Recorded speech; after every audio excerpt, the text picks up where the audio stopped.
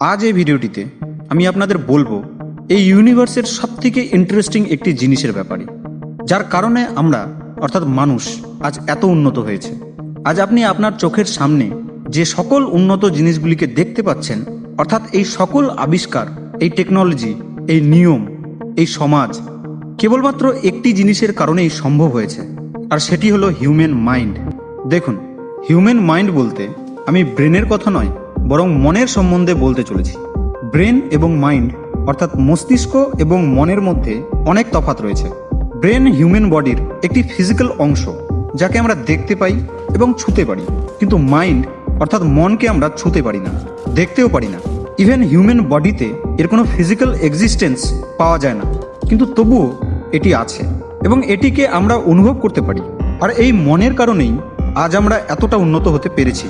দেখুন, একটি কথা আমি ভিডিও শুরুর আগে ক্লিয়ার করে নিই।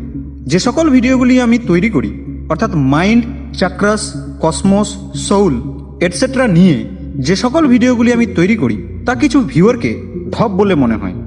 আপনাকে বলছি না বন্ধু, তাদের বলছি না, মানে সত্যি এই সকল জিনিসগুলি তাদের ফেক ছাড়া কিছুই মনে হয় না। সেই সকল দর্শকদের উদ্দেশ্যে আমি একটি প্রশ্ন করতে চাই যে আপনি কি বাতাস দেখেছেন? আপনার মোবাইলে টাওয়ার থেকে যে সিগন্যাল আসছে তাকে দেখতে পাচ্ছেন? রেডিওতে যে টেলিকাস্ট হচ্ছে তার সিগন্যালকে কি আপনি দেখেছেন?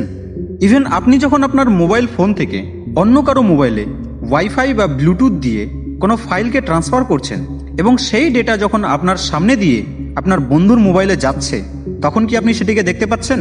নিশ্চয়ই পাচ্ছেন না, কিন্তু সেটি যাচ্ছে তো, তাই না? সেই বাতাসও তো আছে এবং সেই সিগন্যালও তো আছে। আর শুধু তাই নয়, আপনারই আশেপাশে দিয়ে সেগুলি এক জায়গা থেকে আরেক জায়গায় গিয়ে পৌঁছাচ্ছে, আর আপনি জানতেই পারছেন না। তো ঠিক একই রকমভাবে আমি যে সব বিষয় নিয়ে ভিডিও তৈরি করি, অর্থাৎ mind, cosmos, soul, ether, chakras etcetera, এই জিনিসগুলিও এক্সিস্ট করে।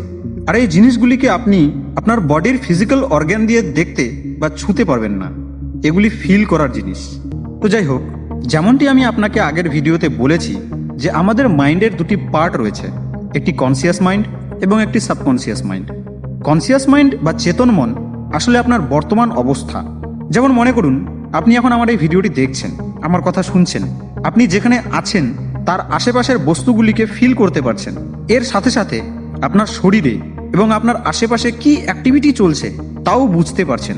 এই সকল ঘটনাগুলি আপনার চেতন মন অর্থাৎ কনসিয়াস মাইন্ডের উপস্থিতিতে ঘটছে। এটি তো গেল কনসিয়াস মাইন্ডের কথা। যদি আমি আপনাকে একটি প্রশ্ন করি যে যখন আপনার বয়স 5 বছর 1 মাস 3 দিন ছিল, সেই দিনটিতে আপনি কি কি করেছিলেন, তো আপনাদের মধ্যে থেকে অনেকে হয়তো বলবেন যে এটি তো বলা অসম্ভব, তাই না? কিন্তু আপনার সাবকনসিয়াস মাইন্ডে সেই ভিডিও ফাইলটি এখনও পড়ে রয়েছে, যেটিকে আপনি আপনার 5 বছর 1 মাস 3 দিন বয়সে নিজের চোখ দ্বারা শ্যুট করেছিলেন।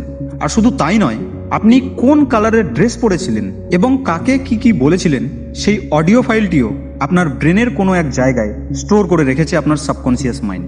আপনার সাবকনসিয়াস মাইন্ডে আপনার লাইফের সমস্ত ডেটা স্টোর থাকে।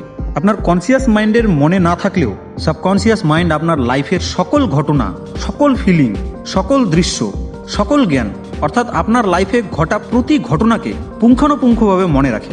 আর শুধু তাই নয়, আপনার চোখের সামনে ঘটে থাকা ঘটনার বাইরেও যে সকল ঘটনাগুলি ঘটেছে আপনার লাইফে, সেগুলিকেও আপনার সাবকনসিয়াস মাইন্ড পরিষ্কারভাবে মনে রেখেছে। আমাদের লাইফের প্রতি সেকেন্ডের তথ্য আমাদের সাবকনসিয়াস মাইন্ডে স্টোর রয়েছে। আপনার সাবকনসিয়াস মাইন্ডের দ্বারা আপনি বহু কিছু করতে পারবেন যদি আপনি চান।